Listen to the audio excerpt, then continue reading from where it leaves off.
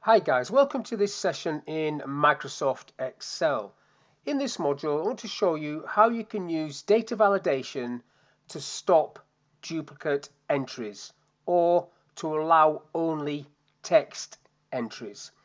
So in this first table at the top, the grey area, if I just make this a little bit bigger actually, I'm going to use data validation to avoid duplicates. So data validation, and this is a formula that I'm going to put in there. CountIf, this grey area, G1 being the first cell, is equal to 1. So if there's more than one entry for the same number, it'll come up with the error message. So if I just cancel that one off and do it again in here, so if I just highlight this area, I'll just show you how that one works. So if I go 1, that's okay. If I go 1 again, that's not okay.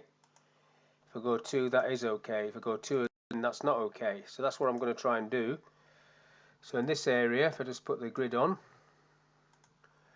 so highlight the area, you go to data validation, you go custom, and then you type the formula in there, equals count if, open the bracket, select the area that you want, which is the yellow area, press the F4 function key to lock it, do a comma, and then click on the first cell in that range. And when you close the bracket, you need to do equals 1. Basically, the first cell tricks this to thinking it's the active cell. Wherever the active cell is, it will count it, and if it's greater than 1, it will come up with an error message.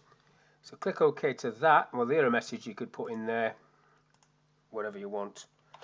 Wrong, wrong, and then try again. OK, and then you type in 1. That's OK. Type 1 again. Comes up with that message. Try again. Type 2. Type 2. It's OK.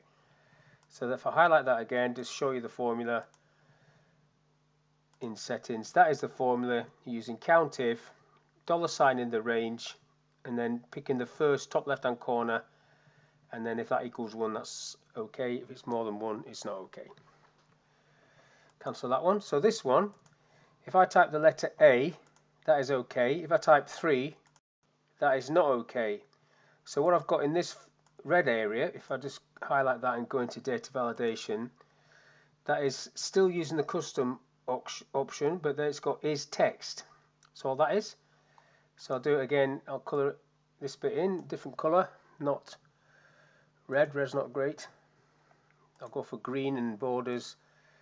So you highlight the data, you go to data validation, you select custom, and then is equals is text, open brackets, and then you're selecting, in this case, the green area. That's all you're doing.